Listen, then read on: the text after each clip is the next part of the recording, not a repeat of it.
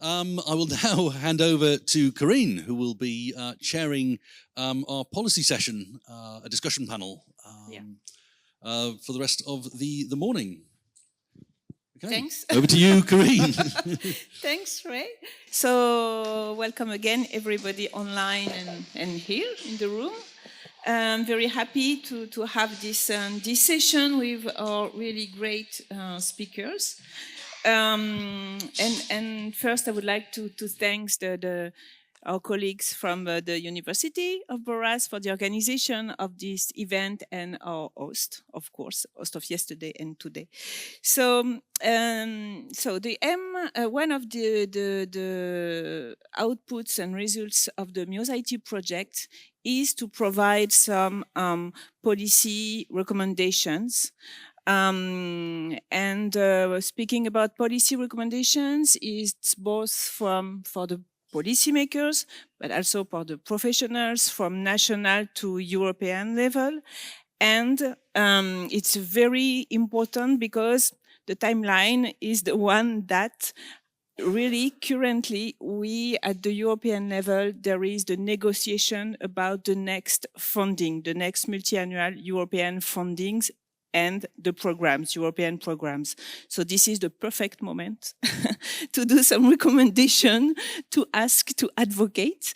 And there is also the preparation of a cultural compass at European level. The Commissioner Michaelef is working on it. So this is also very important to put the culture and all the values related to culture in the center of the European projects, let's say.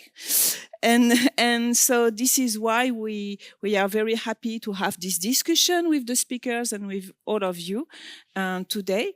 So far within the project, we worked on two, and we delivered and published on the website 2 policy briefs.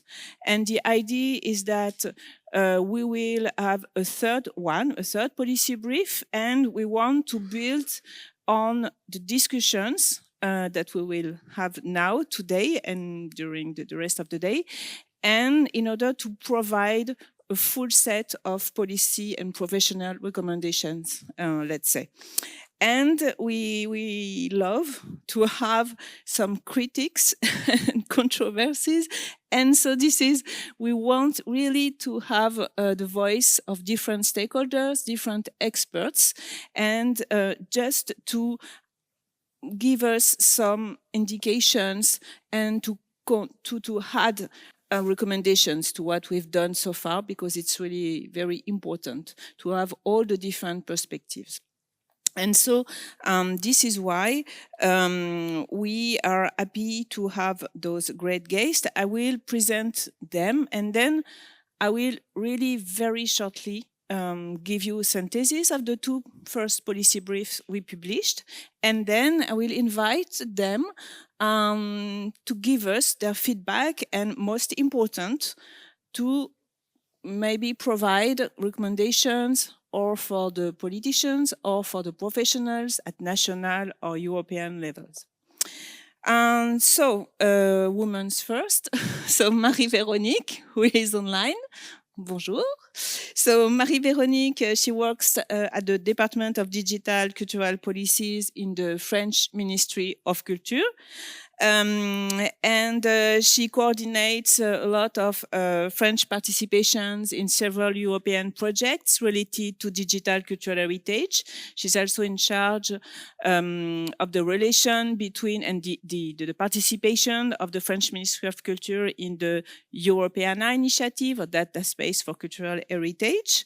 And she's the representative of France in the expert group of the European Commission related to this. And we are very proud also because she's our new vice chair at Interculture. So I just forget to say that I work at Interculture. and so she's our vice chair, and she's also a member of the Muse IT advisory group. So thanks, Marie, for your participation. And I'm happy to welcome and see again Niels. So Niels is the director of the Danish Center for Arts and Interculture. and is also here as a representative of the Nordic Hub of Culture Action Europe, which is the main advocacy network in Europe, let's say this, and is involved since so many years in the field of arts and cultures, and as manager, producer, artistic director, cultural policy advisor. And is also a former member of the executive committee of Culture Action Europe. So thanks for being here.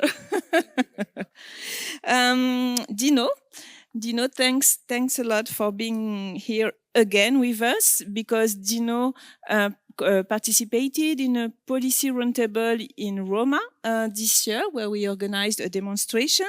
Is at the head of the National Observatory of the Condition of Persons with Disability in Italy. He's an architect, expert in universal accessibility, inclusive and multisensory design. So thanks a lot for being here. Then we have Emil. So Emil is a researcher at the Stockholm University, and is also a member of Share Music, our partner in Musity. And Emil has worked on disability rights issues from many aspects, including working life, education, and media issues. And in 2024, you defended your doctoral thesis, as we know, on universal design at the Department of Design Sciences at Lund University. So welcome to all of you. And then I will just briefly tell you some elements from the policy brief we published. So the policy briefs have been prepared by all the partners. And so the first policy brief focus on accessibility of cultural experience for people with disabilities in the European Union, with a focus on the role of the multisensory and interactive technologies. So in this first policy brief, and you can have it on the website of the project, first, we focus on why does it matter? Because in advocacy, it's always like this. And because we've seen that in the cultural programs or discourse, there is not so much elements about it. And so we reaffirm the fact that access to culture is not just a right, but a vital component of inclusion and social participation.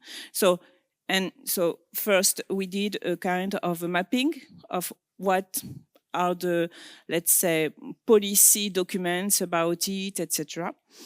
And we identified the main gaps.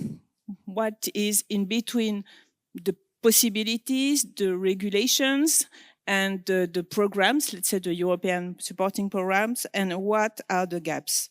So we've seen that in institutional point of view, in accessibility at the EU level, is not very, highlight, in fact.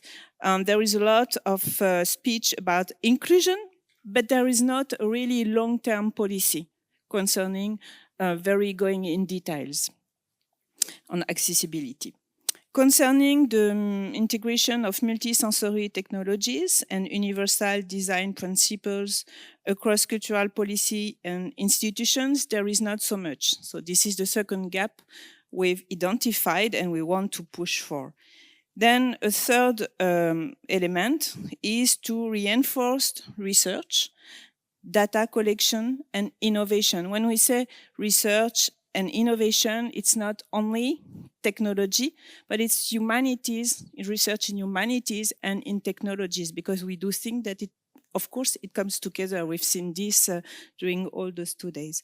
So we would like to have more research and also more data collection, because for research, we need for tech and research, we need data. And to conclude, so for this first policy brief, so we see that there are a lot to be done, both institutional level, in the research, and also in the support of technology. The second policy brief was published in June, and it was focusing on technology and on data mainly. And so the idea is to show that we have main challenges concerning data, lack of diverse and inclusive data sets, weak or fragmented metadata standards, limited involvement of people with disabilities in technology design, because this process of co-designing is not the most often used. We've seen so beautiful examples those 2 days, but it's not the majority. Ethical concern in artificial intelligence use, and poor long-term preservation of enriched cultural data.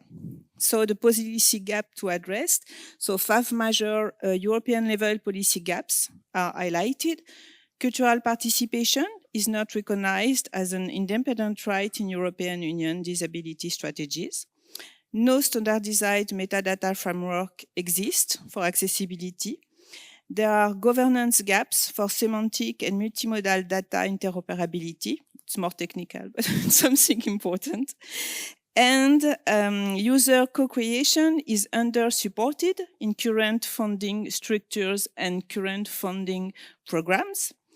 And the last gap is the long-term preservation and reuse of enriched cultural data. So this thing said, and now I'm happy to have your feedback, your perspective from your different expertise. This is why it's very important. And I would like to first invite Emil with your research perspective and having your feedback. So please, you have the mic. Thank you, Corinne, and thank you for inviting me. As you said, I'm a board member of the of Share Music and Performing Arts.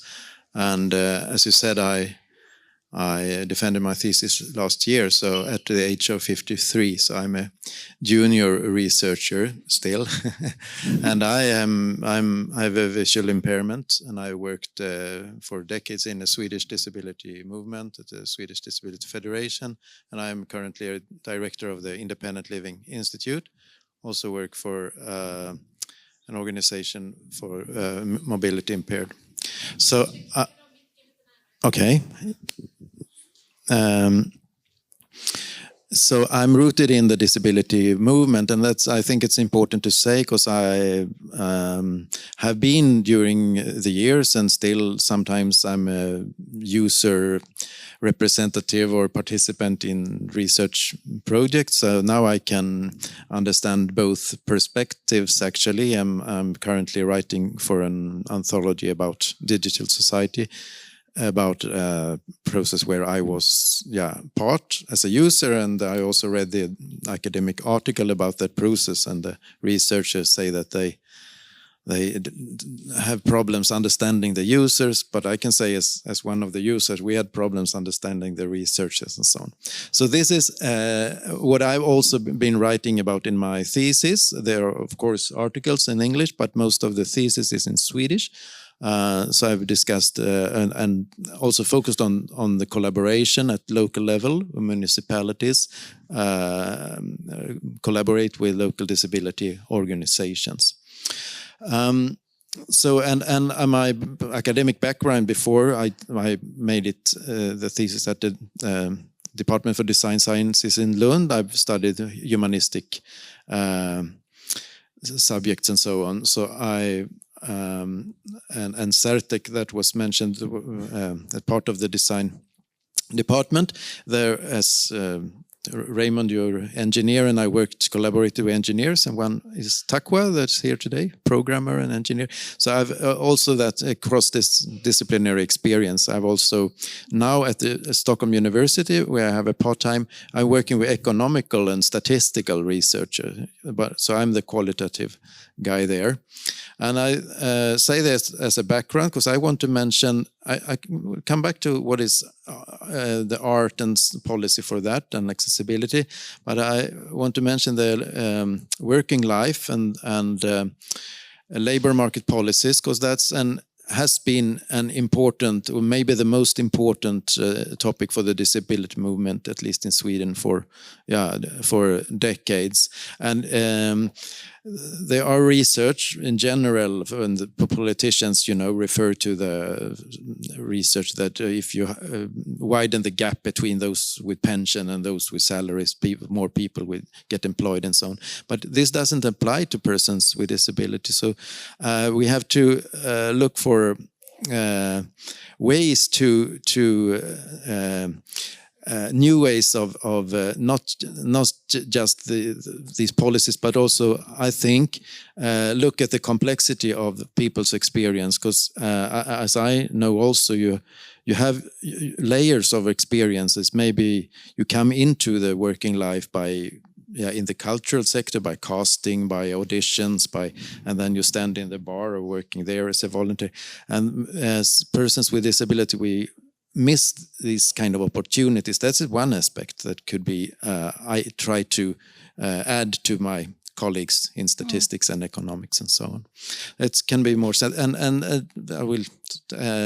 I have many, but what I was thinking about, just to finish this first round, when it comes to art experience, it has been so interesting to listen and talk about that it's not just about information about this artwork and so on, but I think that's also a social experience when you experience art. And I miss that, for example, when it comes to accessibility and assistive technology. I've turned more to studying assistive technology this last year.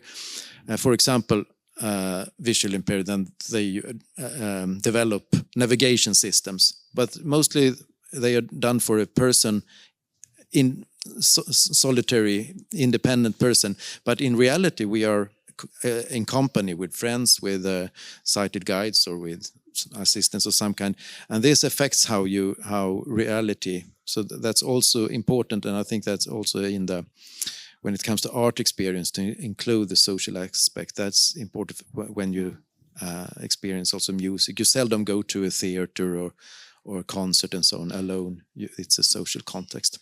Yeah, I've discussed in my thesis there, but policy and practice, maybe we can come back to that. So Corinne, right now, that will be the starting, and maybe I'll more clear recommendations in the end. Thanks a lot. But yes, you were referring to cross-disciplinarity, and we've seen how much it's important. So really, so this is something we want to push at the national and European level, and also because there are a lot of funding support, for technologies themselves, but not for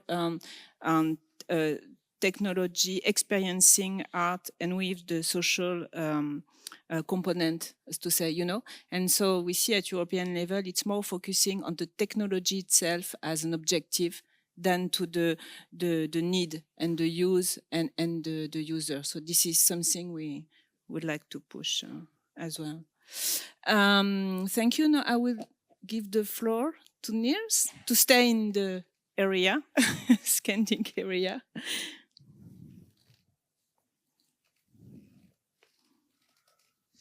Good morning, everybody. My name is Niels Righolt, and I'm very sad that I couldn't join you yesterday. I had an assignment, long-planned assignment in Oslo. Now I'm in Sweden, where I also live, but I'm representing Denmark, where I come from and where my office is, just to give you an idea of the kind of, schizophrenic reality of a Scandi person. The organization that I'm in charge of and working in together with my colleagues is working in the intersection, you could say, between the formation of cultural policy, the organizational development of cultural institutions in terms of relevance to the public, the societal contract, you could call it, between cultural institutions and their visitors, their audiences, their users, whatever we call them, that we work for and work with. And when Corinne called me and asked me if I would if I would like to be part of the panel, I think I would like to take another approach than the technological approach, because I think this is very much a matter of democracy.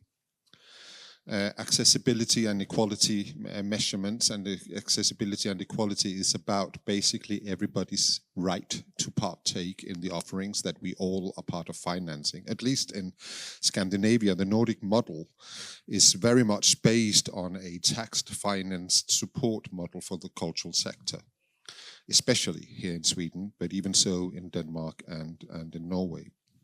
And what's interesting when it comes to accessibility is that in Sweden and Norway, you could say that the national arts councils are responsible for both for monitoring, but also measuring and in some extent executing the cultural institutions, the cultural operators' ability to meet what we could call the Accessibility and Discrimination Act.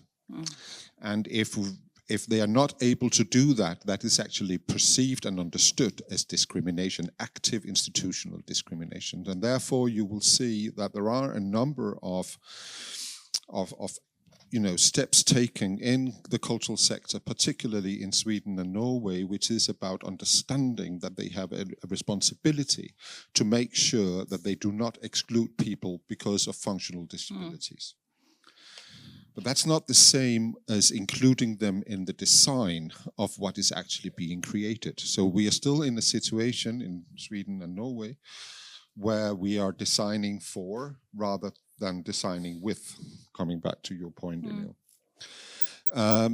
In Denmark, there has been a distribution of power from the state to the municipalities, and there is a whole set of recommendations that looks very similar to the Swedish and Norwegian Accessibility and Discrimination Act, but it's less formal, which makes it has had the effect that there are gaps. There are certainly some gaps in terms of both accessibility for physical disabilities, but also accessibility for all other kinds of disabilities or marginalized groups in society.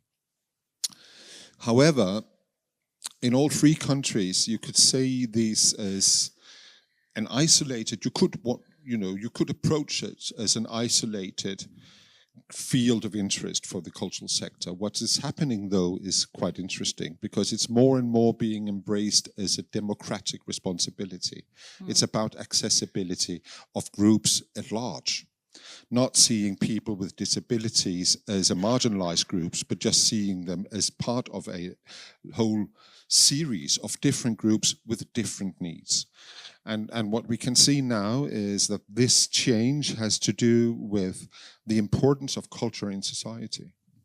All the three Scandinavian countries have quite large visitor numbers. Denmark just actually, this Monday, there came an international report stating that Little Denmark is the most culturally active country in Europe at the moment. 80% of the Danes visit cultural institutions once a month, meaning 12 times a year. So there's a huge visitor improvement going on, and we have never had as high visitors numbers as we have had in 2023, 2024. It's different than from Sweden, which has to do with economical factors, but we see the same kind of incentives underneath. It's about community, it's about belonging, it's about being part of group visits. We visit cultural institutions together with somebody else. So visiting cultural institutions is very much a social action. It's not just a content action, it's something we do together, and that togetherness is being understood on the other side of the table. The cultural institutions are designing for social interaction, which means then again that when you look at people with disabilities, there's a much higher understanding now than there was just 5 years ago. That if you want to include people into society, into an event, into an experience, you have to design the opportunity, whether that is an analog or a digital opportunity. You have to design that not just for them, but with them in order to make it relevant to them, to resonate with what is actually their needs. So we see now, which we didn't see just before the pandemic, for instance, quite a large investment in terms of collaborations, in terms of technical development, but most of all, investment in time, in getting in contact with different groups in society in order to make the offerings much more accessible and meaningful and working with different groups. So I just took a quick scan, of course, of the three Scandi countries that I'm just part of these days. And obviously the big ones immediately came up with as institutions that have been doing things, the SMK, the National Gallery in Copenhagen, National Museum in Oslo, and then the National Museum in Stockholm and so forth. The Munch Museum have all been doing quite a lot in terms of tailoring new solutions with different groups in society, not least groups with different kinds of disabilities, which is interesting because these are the super tankers. And if they start, I guess that if we had this meeting in another 4 or 5 years, we would see mid-size and small-scale institutions adapt into some of the solutions being tailored today for groups that are in that need. Yes, please.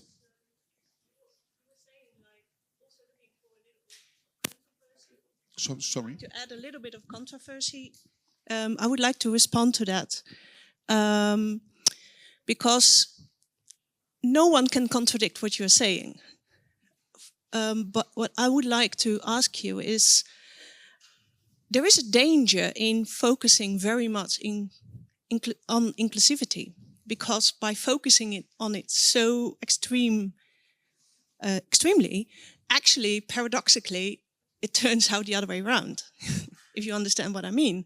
Like, if you're really focusing on including certain groups of people, what you're actually doing in the experience is saying, like, you were excluded and now you're allowed it included. And although the whole process that you describe, I do believe it's very powerful that, paying time to making the experience accessible to more people. I think that's really powerful, and it does create change. But what I really think is a danger is that when you look from it from a really institutional point of view, creating this kind of interaction, really focusing on inclusivity, the way you're talking about, it's also a very fragile project because fragile process, because the moment it is not supported anymore by, organizations creating time, blah, blah, blah, then the actual change has not happened, saying we are sharing something instead of we are making you being able to join us. Mm-hmm. So I would like your response to that. Yeah, absolutely. That fragile or porous situation is always there. Mm. And I think it's about mainstreaming solutions, that instead of pointing out, you just include into a mainstream.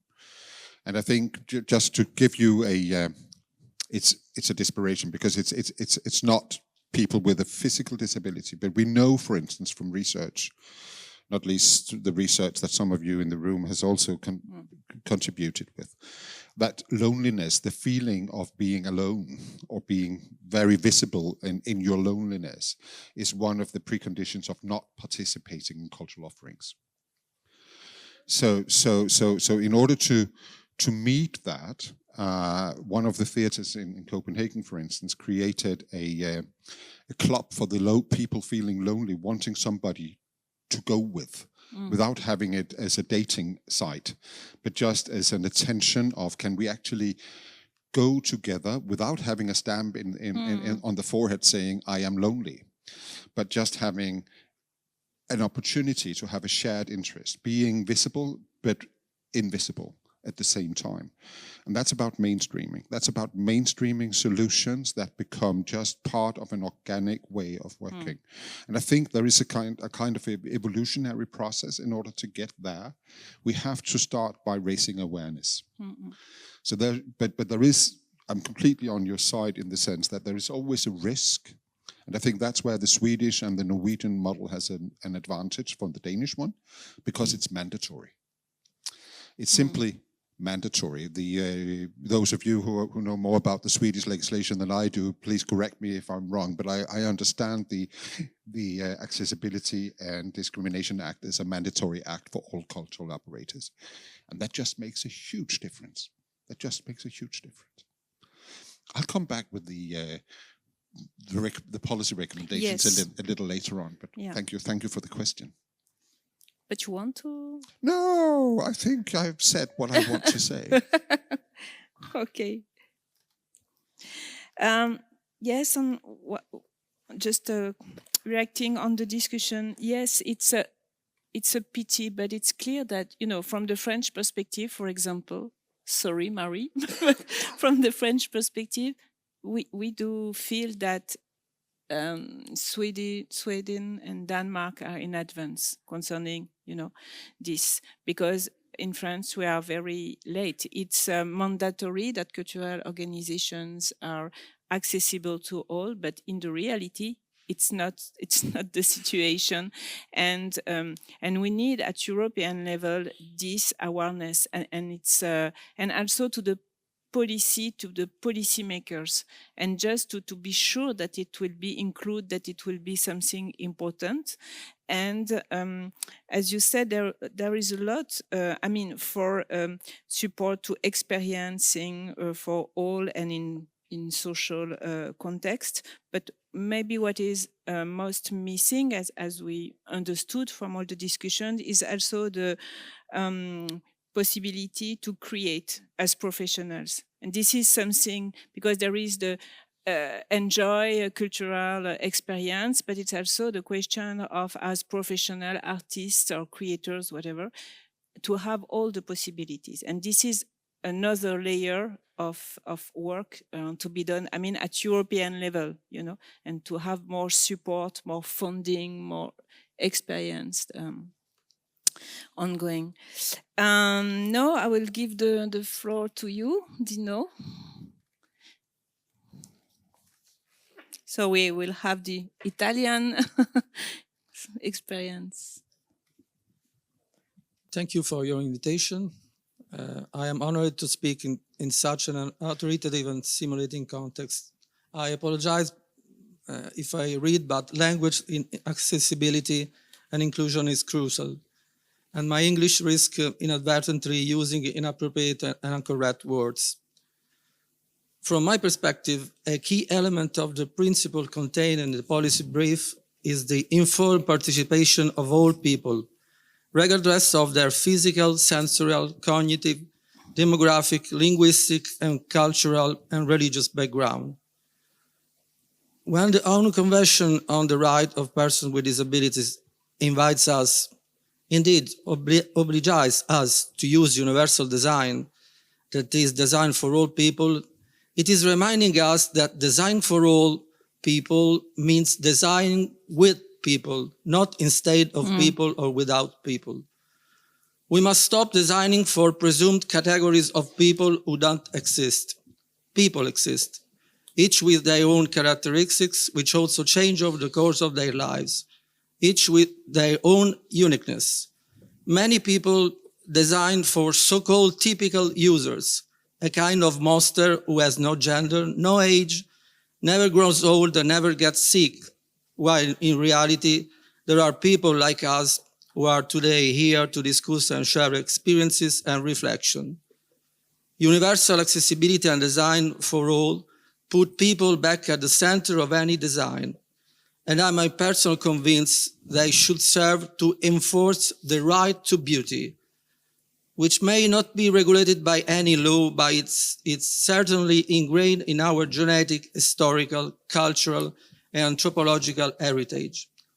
When Pope Francis first attended the Venice Biennale, with his disarming simplicity, he developed a veritable manifesto on beauty, clarifying that beauty is a universal right and therefore either belongs to everyone, at least for everyone, or it has no value.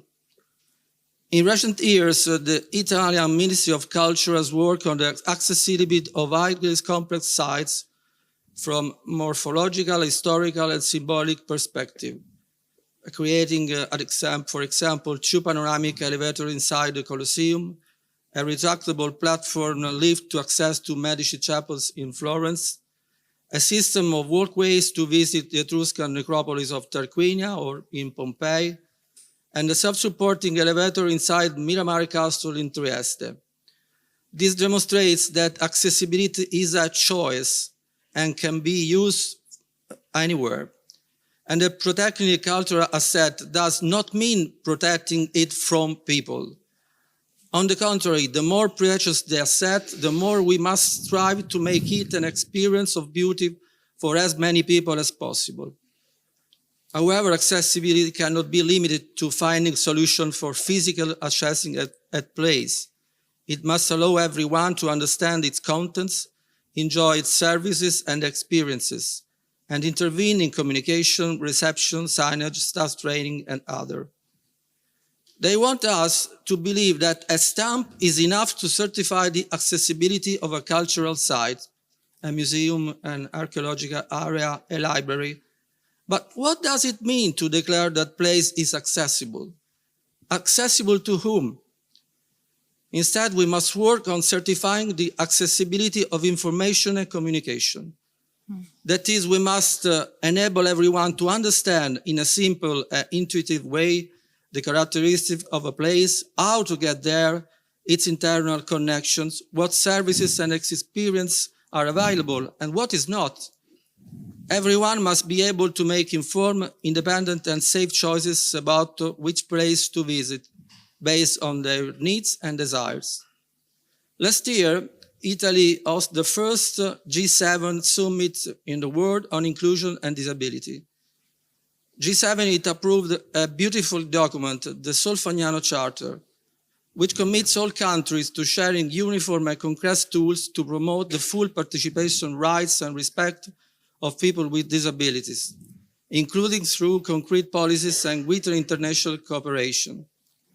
The Charter lists 8 key priorities, including accessibility to culture, inclusive education, employment, and ethical use of new technology. Recently, as the Ministry for Disabilities, we promoted the establishment of a network of public and private entities across the country, with the task of including in every cultural heritage enhancement project, as well as in the architectural barrier elimination plans, the employment of people with disability as a mandatory and qualifying element, also because it promotes the opportunity to enhance the talents of each person in their uniqueness, producing enrichment and source of beauty for the entire community. There are approximately 1,300,000 people with disabilities in the world. Over 16% of these are caused by wars. And we currently have 51 conflicts in the world, even though we only have superficial knowledge of 2 of them. We can no longer remain silent and helpless in the face of what is happening in Gaza, where since that 7 October, more than 25 girls and boys have acquired physical disabilities every day due to amputation caused by bombing and drone strikes, as well as hearing and vision impairments. Another 10 people with disabilities dies every day from lack of medicine or hunger. I would like to propose that we build together an inclusive traveling museum that tells the story of the dramatic situation of people with disabilities during the wars. What happens to a person with a physical disability who can't even reach raid shelters or can use any electronics device because there is no electricity? What happened to a deaf person who can hear the sirens and risk taking shelter too late? Or a person with a visual impairment who must flee through rubble and other dangers? Or people with intellectual disabilities who no longer have any form of personal and therapeutic support?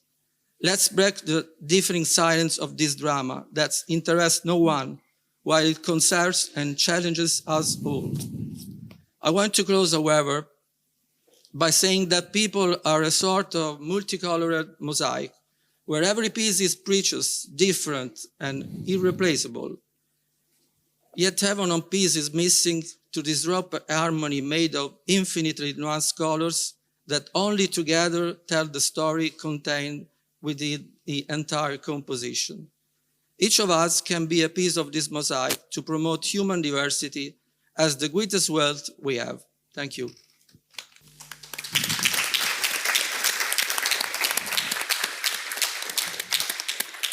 Thanks a lot, Dino, for your strong statement and for sharing the Italian experience as well. Thanks a lot. Now I will travel to France with Marie-Véronique. So, Marie, the floor is yours if you can speak. Yes, yes, we hear thank you. very No, it's thanks. It's okay. You're big. We have your face in big on the screen. Yeah, I can see myself. I'm sorry for that. Please go on. Thank you very much for having me, and really sorry not to be there in a normal size together with you.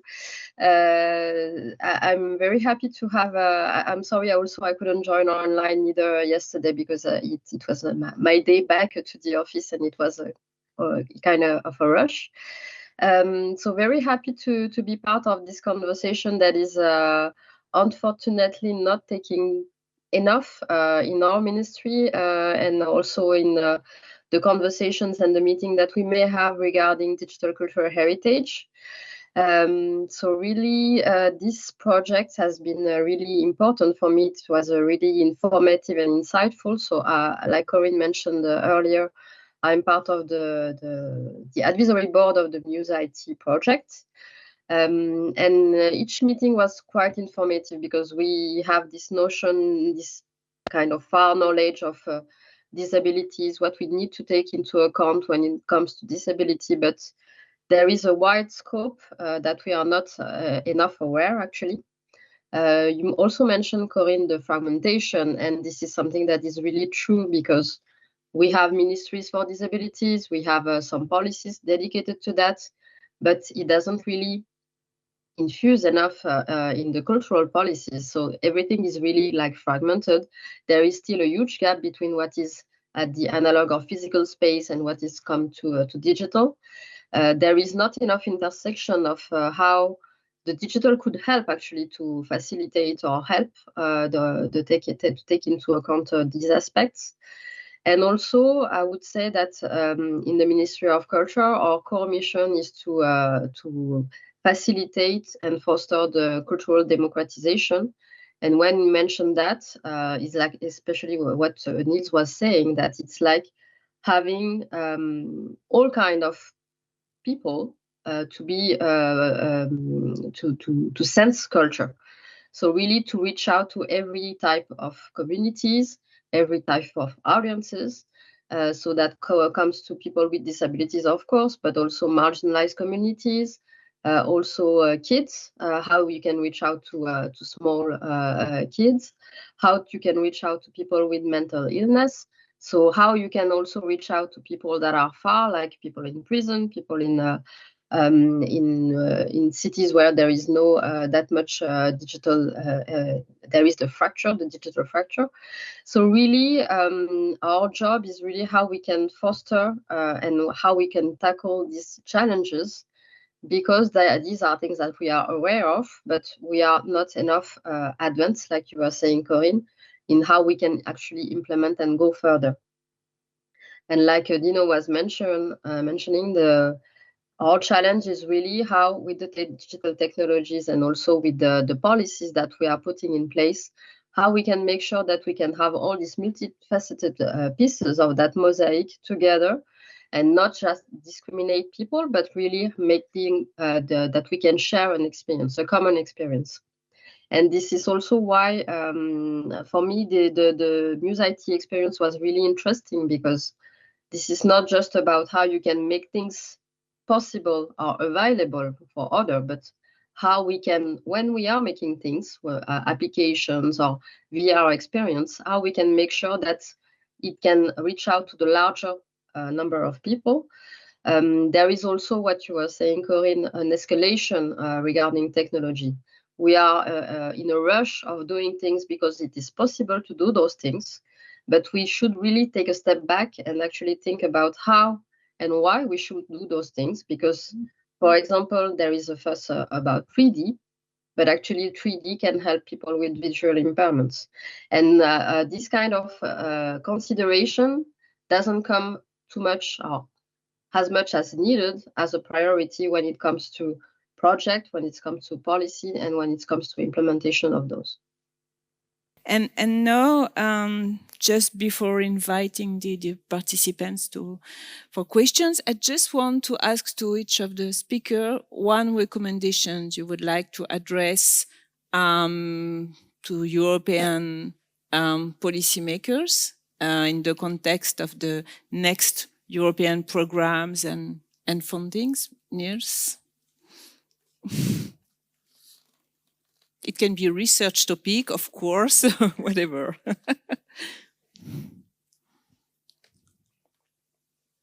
Tomorrow, 2 weeks ago, a publication was launched in Denmark. It's called The World's Best Culture Policy. Question mark. Because it's kind of what has happened to culture policy? Where has it gone? And what are the preconditions for the formation of culture policy in the future? What is actually needed? It's a publication where researchers from Denmark, Norway, representing the Nordic model, and the UK and Ireland representing a more Anglophone model, has looked into the preconditions of culture policy in these 4 countries.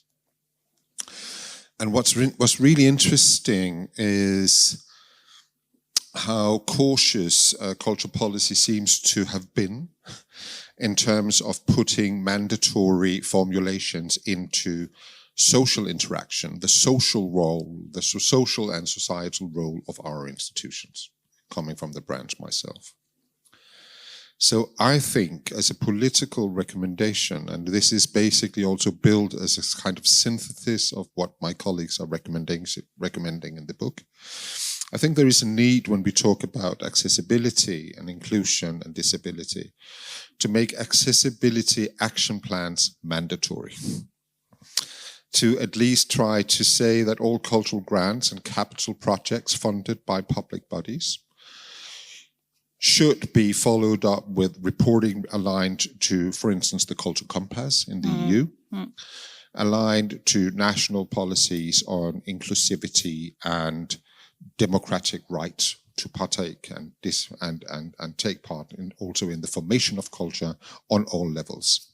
Require, for instance, measurable targets, physical, digital, programmatic, co-designed with DPOs, disabled artists, and publish annual progress. Those things could be quite simple because it's a structure.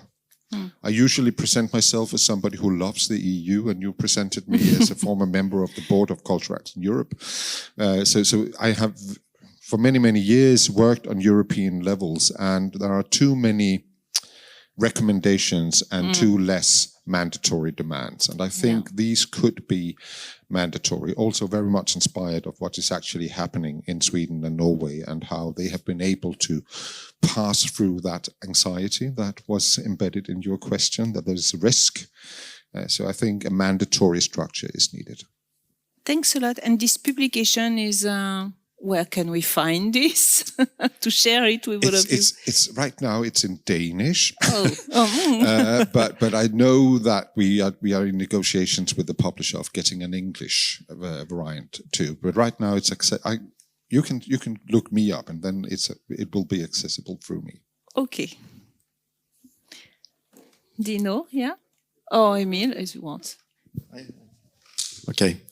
It's not that much time to be debating here, but it's very interesting, and I think it's always a risk that policy becomes some words without connection to to reality. So I agree with you, Niels, but you can also discuss how things are mandatory in different ways, if there is enforcement, if enforcement is effective, and so on.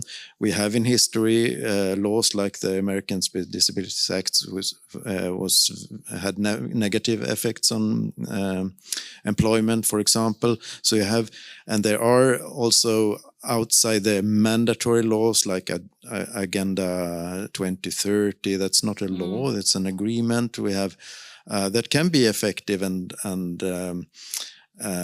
for example, in Sweden, the Convention of the Rights of the Child became law in 2020, and I think it was, in my opinion, it was more engaging and living before it became a law, actually. So people, when it's a law, it's another kind of relation. But that you can discuss, and so there is a risk, as you said, with all from the public. Was it Femke? I don't. That when you say including, and so that's also a direction in that. Who is including? Who are included? So my message is, when you use this mandatory and there's recommendations, maybe that you are requiring inclusion or co-creation and so on, that you anchor it in experience. And there you can have a rich experience in design research and so on, from different methods and so on. There is a lot of experience there to go and fetch from design practice. Yeah, thanks a lot. And you both through it's most of the time at European level, it's a lot of recommendation to national bodies, also because culture is, the part of the national level. And so we need more convention or regulation. And sometimes it can be also in a very, at the level of the projects that are supported by European Union. Maybe we can ask also for, when evaluating the projects, the applications, maybe then here we could have a concrete evaluation and criteria, and but it's true that to have something mandatory, it's more complex, but that would be great. Dino? I speak in Italian, so Barbara, who is online, translates. Yes. Mi piacerebbe che i prossimi avvisi per conferire il titolo di Capitale Europeo della Cultura fossero conferiti solamente alle proposte progettuali che non prevedono di trattare l'accessibilità come un capitolo del dossier o un elemento marginale, ma che considerano l'accessibilità come un asset strategico attorno al quale costruire l'intero dossier. Maybe we'll ask Barbara to translate this part first. You have to open, yes, it's Barbara McGillivray. Yes. Hi, sorry, I was just typing it in the chat. So he said, I would like that the next criteria to give the award of European Capital Culture are given to those initiatives that consider accessibility a strategic asset. So not just a sort of optional, but a mandatory sort of essential aspect. In questa direzione l'Italia, ad esempio, dal 2028 non potrà più conferire nessun titolo di capitale della cultura, di capitale del libro, a progetti che non prevedano l'accessibilità come chiave principale del progetto. E questo riguarda non solo i contenuti e le azioni, ma anche, ad esempio, tutti gli eventi. Abbiamo costruito una serie di linee guida su come si fa a organizzare e gestire un evento ludico, sportivo, religioso, in modo che tutti possano partecipare, non solo il pubblico, ma anche un artista o una maestranza con disabilità. Barbara? Yeah, so in this context, Italy from 2028 will not be able to give awards of Capital of Culture to projects that do not consider accessibility a central aspect of the projects. we've developed guidelines regarding how to organize events in such a way that everyone can participate. So this is what they've done concretely, really implement this strategic aim. Infine mi piacerebbe che in Europa ci fossero degli strumenti uniformi per mappare luoghi della cultura, itinerari, perché solo così possiamo restituire alle persone un'informazione corretta, puntuale e comprensibile indipendentemente da dove decidono o scelgono di andare o di visitare un luogo, di effettuare una loro vacanza. Questo è l'unico elemento che potrebbe promuovere l'accessibilità come un elemento importante in qualsiasi strategia di sviluppo culturale e territoriale.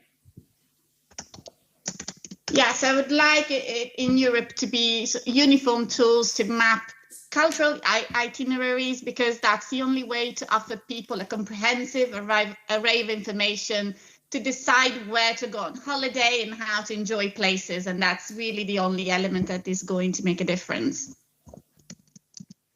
Thank you. Marie, I will give you the floor, and as also member of the coordinator of the French National Aggregator, and I would like to hear also from you about, the role of the European two big initiatives that can be very supportive. The data space for cultural heritage and the cloud and echoes. Maybe first at national level, I would also like to. I had a recommendation that goes maybe on the same direction than the one Niels suggested, which is maybe not mandatory, but at least having the accessibility and inclusion aspect as a prominent criteria when it comes to funding of projects at national level, at least.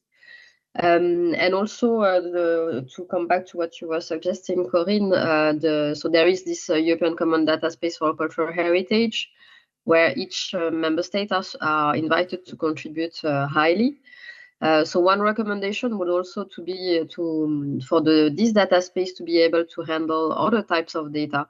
So when it comes to data on cultural heritage objects and collections, also be able to take into account and implement data that are on accessibility, making those data comprehensive and understandable and exploitable for communities, people, and also algorithm that can make a proper use of this data. Then actually coming back to the second policy brief that was made by the MuseIT project. So there is the lack of standard that is mentioned in this document. Yes.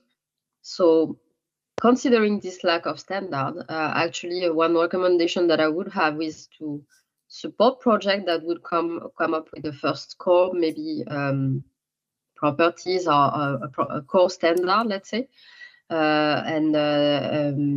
a working group supporting the project, or a working group that could really work on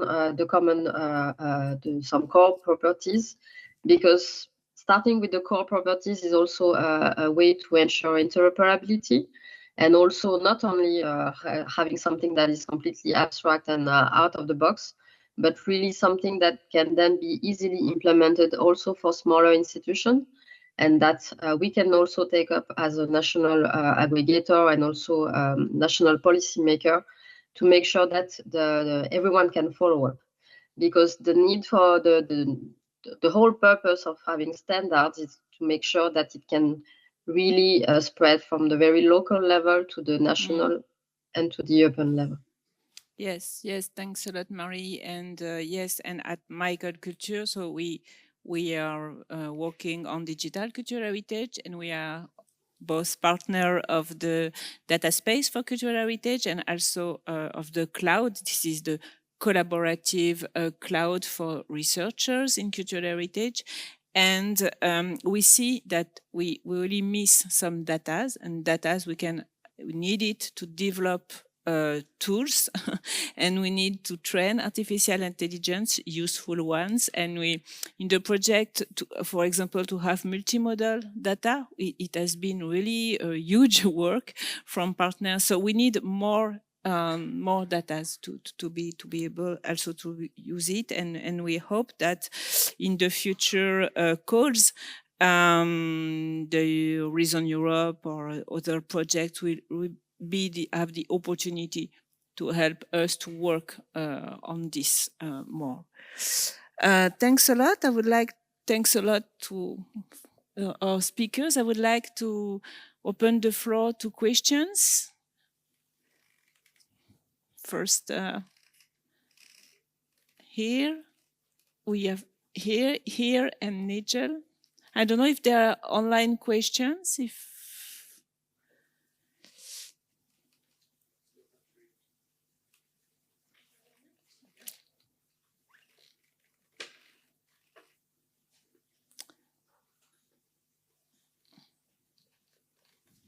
Sorry.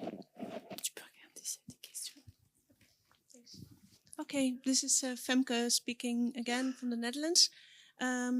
Yes, I would like to ask you, because there is a lot of talking about basically the infrastructure of making things more accessible.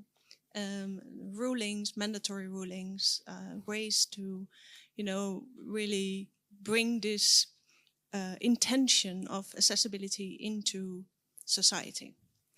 And I would like to ask you to make it a little bit more practical, even. What I'm personally very curious about, but that might not be possible right now, is if you could share a personal experience of something that, about accessibility for yourself, so that it becomes more personal. That to me would be very interesting to hear. But my question right now is, I do agree that mandatory rules can be really handy and powerful. I do believe that change doesn't come from rules in the end. Change comes from behavior, and behavior comes out of curiosity and interest, need, urgency. And three elements that I believe are important in this field when we talk about accessibility is time. It takes time to get to know each other when you come from different perspectives and backgrounds. Yeah. So how do you bring that into where you're now talking about? Fun, playing. So I would almost say like make playing a mandatory thing, and can that be done? And there was a third one that now slipped me, but I think with those two, I'm already very interested to hear your response to that. Okay, so I see Emil and Niels wants to answer. I studied for my thesis the practice at local level, where people talk about accessibility and they combine it with, as they have to do, with aesthetics, as you commented, Dino. That's important. With cultural heritage, I was looking at urban development. With security, saying that security is first, then accessibility is lower. But I think that's practice, and that's also personal experience. I'm, for example, looking here at the yellow line, thinking, when I go off the scene, shall I fall off or not, and so on. Is that an accessibility issue? Is it a security issue? Maybe aesthetics. I'm interested in colors and so on. So in practice, they are intertwined, all these perspectives. Thank you. Thanks, Niels. Thank you for the question.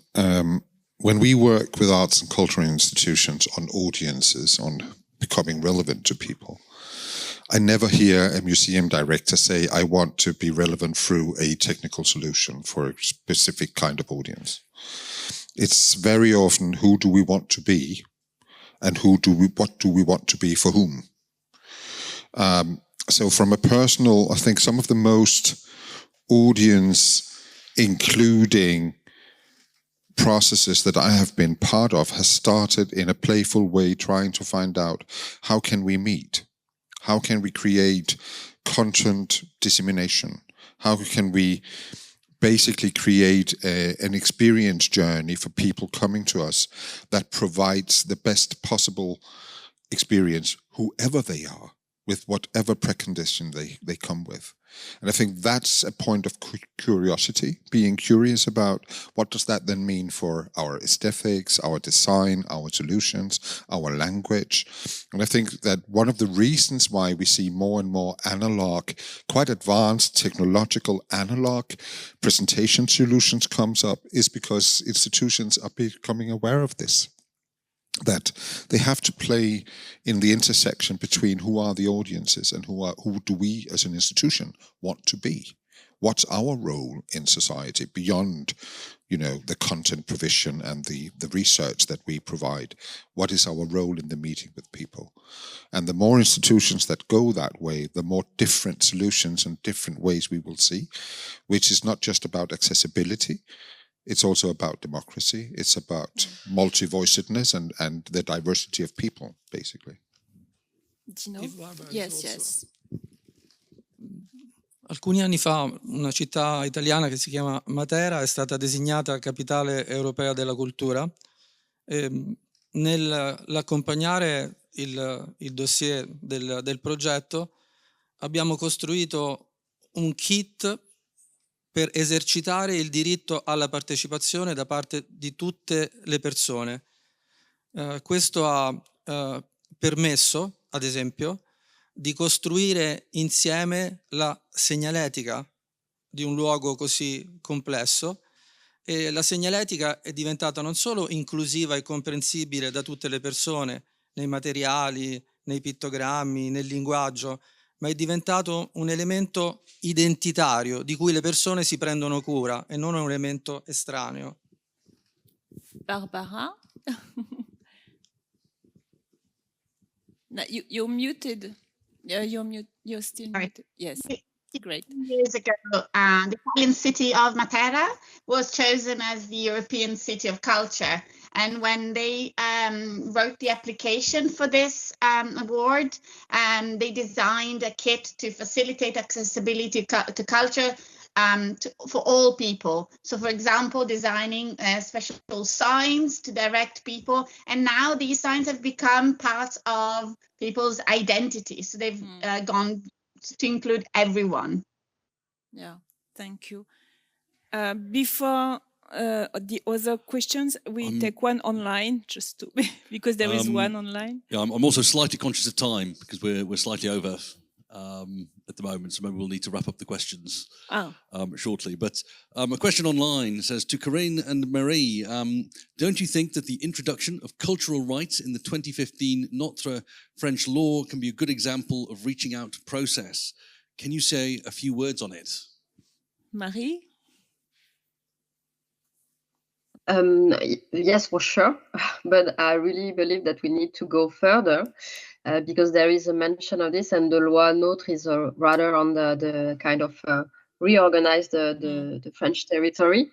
This is something that we are also kind of applying also in our policies at the ministry level, because we are really trying to decentralize as much as possible our policies. So really having the kind of general framework at the ministry level, and then concrete implementation at local, regional, and local level. So basically having this direction of really deconcentrate the power in a way is a way also to address better these cultural rights and also this inclusion aspects.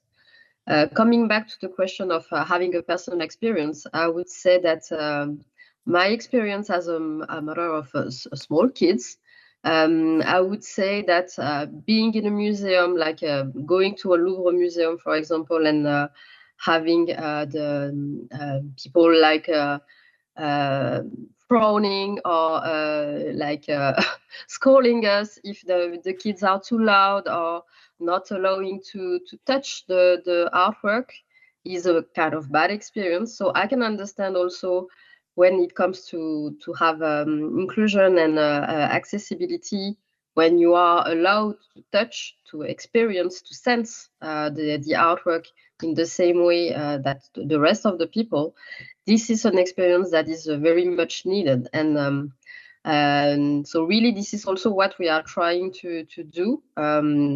We are focusing on how the digital technologies can help and facilitate that. The whole 3D digitization, for example, this is not having to showcase nice things. It's also how we can do those 3D modeling to actually print those out and also make sure that you can experiment a building or a art piece in the same way the rest of the people can do. Thank you, Marie. I remember that, yes, you and Nigel. Yeah.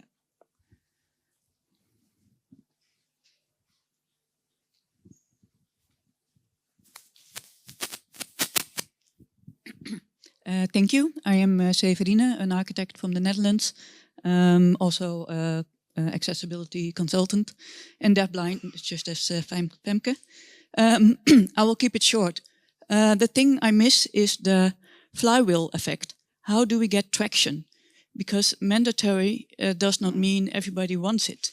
And everybody in this room kind of wants it to change. But we need traction. We need something happening. And the curb cut effect of the curb cut, which is also happening now on Instagram and TikTok. There are subtitles on every video. And it wasn't like that when I was a child, because I was the minority. And there was nothing for me like that. But now everybody is sitting with their mobile phones, and there's a majority who wants the subtitles. How do we get traction? How do we get a majority? How do we get it in the recommendations? I don't know who wants to answer to this, Marie, but just so I think the question of awareness first is very important, and to have also education, I mean, and training. And maybe we need also some campaigns and I think, Niels, you were speaking about it, but it's this question of awareness is very important, and to also to train all the professionals, and then we can have maybe more traction, as you say, and have it in maybe in also, of course, at the cultural level, cultural sector. But I think it's also a question of education, even at school, and maybe there is also this gap that we have to work on. Marie and Niels. Yeah, I was about to say that these are things that we need to tackle at the very early stage of when we produce data, actually. Because it's often come up that we are digitizing, we are producing data, and like very go on the path that we already know and that is made for the last decades. But if we tackle at the very early stage that we need to produce data that can be understandable and then made available for every communities and everyone, also for the machines, because you said that it's about also training algorithm, then you can make sure that you have already from the beginning, at the very first step, when you are funding project, when you are producing data, you can have the material to make it accessible easily. The other aspect that Corinne was mentioning as well is the awareness. So to make sure that this is taken into account at the very early stage, you need to be aware that if you are producing this data, this is how it can be reused and this is how it can be made available. And also, we were speaking about training algorithm, but also there are already several tools now. This is why you have these subtitles or even transcriptions and audio speech to text. It's because we have some tools now that are that were very expensive and very rare in some years ago. Now it is very common and quite easily accessible. If you provide those tools the proper terms, the proper content, you can really have something that is accurate and really close to the specificities of each sector, the museum sector, archival, library, etc. So really, the idea is to raise awareness to the professionals so they can really produce quality data, accurate data, and data that can be made accessible and available for everyone. Emil, Niels, you wanted to say something as well? Just before I hand it over to Emil, understanding, of course, Emil's also, being cautious about how mandatory we do things and does it always work the way that we intended it to work, understanding that. I think basically, just to answer your question, I think from the side of politics, I think we would be better off if there were political incentives to help institutions really explore the field. From the side of institutions, it's about failing forward, daring to create opportunities for creating traction. I'm just give you a very short example, which is from the British exhibition at the V&A Museum in London, which has received all the prizes possible in the museum world. The reason why they did that was because they basically extended the visiting minutes in each room, and that was because they created traction. And they learned from their disability thinking in terms of how do we make things accessible? How do we make things understandable? How can we work with replicas, with tactile experience, etc., that allows everybody to really understand the complexity of the presented objects. And I think that was that little travel they were on was failing forward. They allowed themselves to do mistakes, to be educated, just like on Instagram, where we now have subtitles. We understood that we were excluding people, but they had to do that travel, understanding that not everybody can really experience what we want to show, and we have to do better next time. And failing forward, and then having an incentive, meaning, oh, this is interesting, we will help you develop that, meaning extra money, better funding, better research, etc., is a structure. So there's an infrastructural point here that needs to be addressed, but I think it's possible. Okay, I'm sorry, we're going to cut in at this point. We have a hard deadline at 1:45 when we have to vacate the stage. Because I know we have two more sets of presentations. Maybe just Emil, if you can to conclude. get through. If it's a very quick point, but after that we need to move on. Yeah, very short. I think you can learn digital with a responsive to needs, and also there are good guidelines that has been effective in the digital world that can the physical design can learn about building in flexibility and light, sound, and infrastructure and so on. So that's a positive ending comment. Thank you. Thanks a lot for your participation. And we take good notes for the recommendation, and we've seen that's representative of the European Commission is online. So we hope that we'll be able to discuss with him about all this discussion afterward. So thanks a lot.